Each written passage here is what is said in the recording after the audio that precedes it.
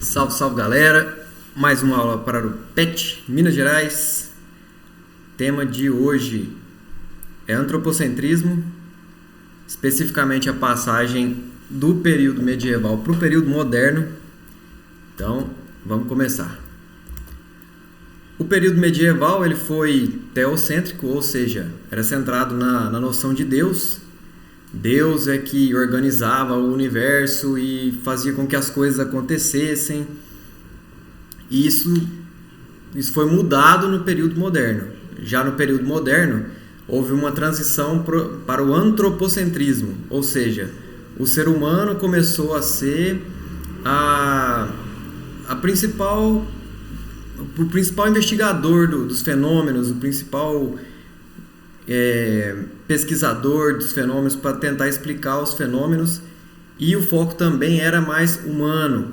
O estudo era humano, do corpo humano, da mentalidade humana, dos caracteres, das coisas humanas, as particularidades humanas.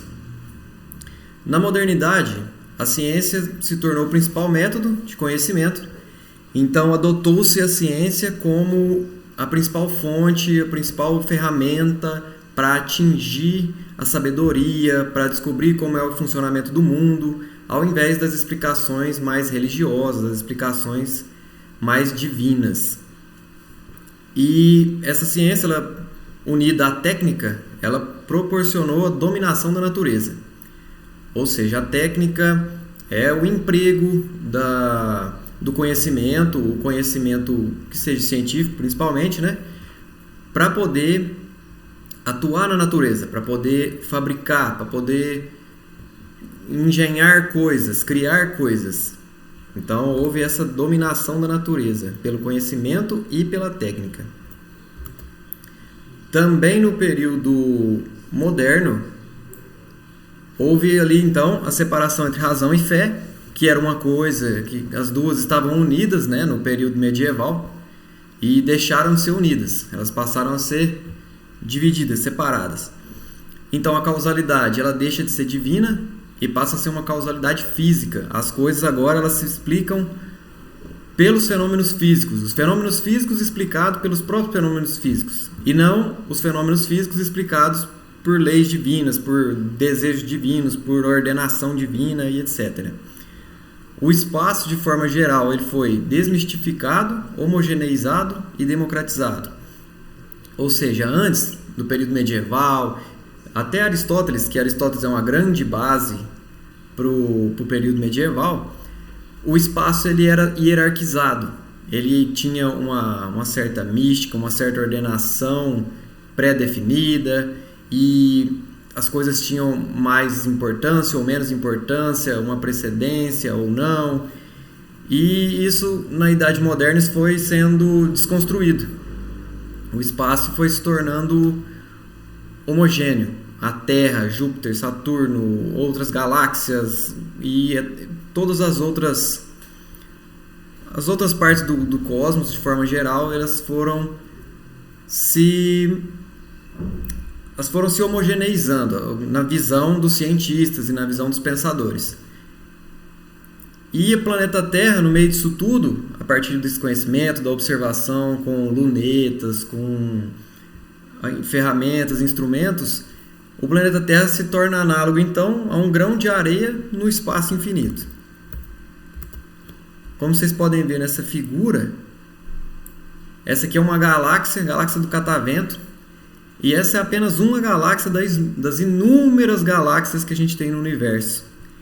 Então, quando a gente pensa nisso, quando a gente começa a imaginar isso, a gente pensa, poxa, mas e a Terra? A Terra é só um grãozinho de areia, só um cisco de poeira no meio do universo imenso. E ainda mais, né? Qual é o nosso lugar? Qual é o lugar do ser humano nisso tudo? O ser humano é infinitamente pequeno perto do planeta Terra. Então, um ser humano sozinho, qual que é o lugar desse ser humano no universo? Essa é uma questão muito interessante para pensar, especialmente na modernidade, foi muito abordada. Um pensador que foi escolhido pela Aranha e pela Martins para ser explorado, né, nesse PET, que na verdade a Secretaria de Educação escolheu essa parte do livro da Aranha e da Martins. Galileu Galilei, escrevi Galileu com O porque é o nome dele em italiano mesmo, é o correto. Ele é responsável em grande medida pela superação do aristotelismo ou seja, o modelo aristotélico de mundo, de física, ele era o mais aceito, ele era o adotado pelos medievais. E aí Galileu ajudou a superar esse modelo, em grande medida, em muitos aspectos.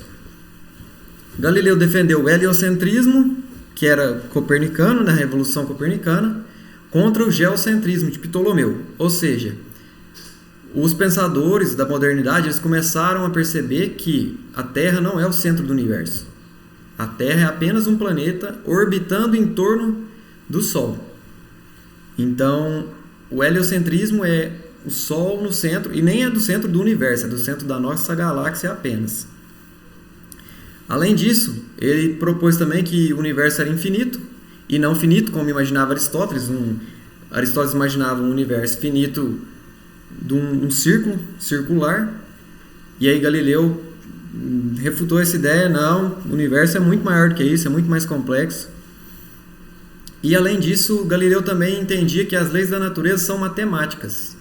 A partir do conhecimento, do estudo, por matemática poderia-se descrever as leis da natureza, poderia-se expressar as leis da natureza. Então, a natureza ela é passível de estudo e de conhecimento, apesar da sua complexidade, seria possível. Essa imagem ela é interessante, que ela foi imaginada por Fritz Kahn, o humano como palácio industrial. Ele imaginava, fazia uma analogia, claro, o ser humano como se fosse uma máquina complexa. Essa é uma visão mecanicista do mundo, de que tudo é mecânico, tudo obedece a leis da natureza, inclusive seres humanos. Então, até nós somos como uma máquina complexa. E será que é só isso mesmo? Será que nós somos apenas movidos a causa e efeito e vivemos numa realidade determinista, somos pré-determinadas nossas ações, nossos pensamentos, nosso comportamento corporal e intelectual? Essa é uma questão complexa. Além disso, algumas outras coisas que foram interessantíssimas para a época moderna foram a investigação da subjetividade. Isso tem a ver com o antropocentrismo, que há um interesse renovado pelo ser humano, pelo que o ser humano pensa, pelo que o ser humano sente, e fugindo um pouco daquela noção divina, fugindo um pouco da religiosidade, a tomada da consciência, ou seja, a percepção de que nós temos consciência, e o que é essa consciência, se ela existe ou não, como isso funciona. Isso mexe muito com os modernos. E a centralidade, então, antes a centralidade era no objeto, conhecer os objetos, conhecer o que são. E aí passa a ser uma centralidade do sujeito que conhece. Agora tem um interesse renovado pelo conhecedor e não pelo conhecido. Essa aqui, deixa eu sumir um pouquinho. Essa aqui é a atividade 1, ela é uma atividade mais de história, na verdade, um pouquinho da história de vida do Galileu. E aí tem que marcar a alternativa que não está correta, né? Item A. Galileu desenvolveu o telescópio a partir do aperfeiçoamento de lunetas e lentes. Correto, é isso mesmo. Então, não é essa. Item B. Galileu elaborou teorias consistentes sobre o movimento dos corpos, sendo a lei da inércia uma expressão dessas teorias. Sim, Galileu começou a elaborar a lei da inércia, começou a explicar sobre essa lei, explicar o funcionamento, e o início da questão sobre a relatividade também foi Galileu que explicou. Então não é esse. Item C. Galileu foi submetido ao Tribunal da Inquisição para esclarecer suas opiniões a respeito do movimento do planeta Terra em torno do Sol. Correto. Galileu foi perseguido pela Inquisição, pela Igreja, e ele correu o risco de ser morto, de ser queimado vivo. Então ele teve que abjurar, ele teve que meio que negar o que ele tinha dito para sobreviver. Então não é esse. Item D. Galileu colaborou diretamente com Isaac Newton na elaboração do livro.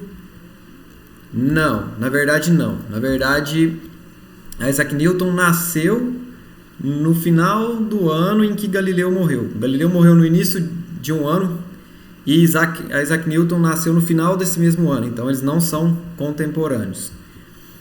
E o item E, Galileu conseguiu observar por meio do telescópio as imperfeições da Lua, como as crateras que nela existem. Justo. Galileu conseguiu ver que a Lua não era uma esfera perfeita, uma esfera toda lisinha.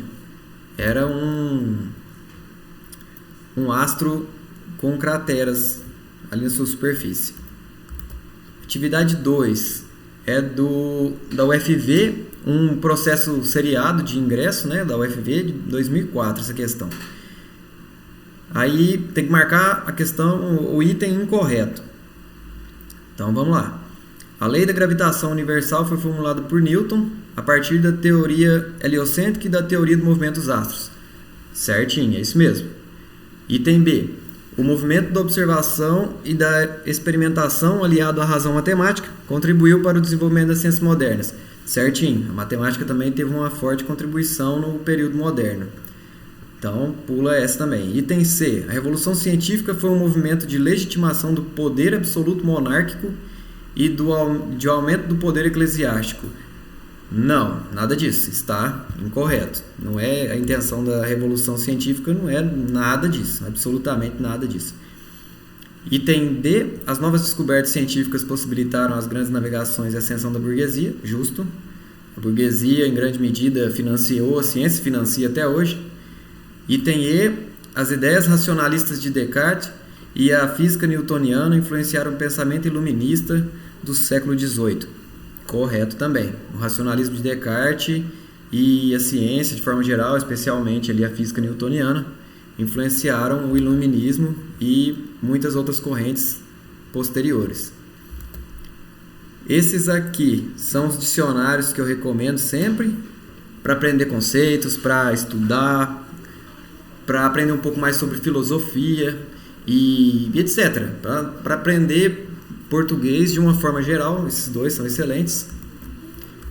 As referências dessa semana: a Bagnano, como sempre, que é a minha referência, Aranha e Martins, que é a referência do PET.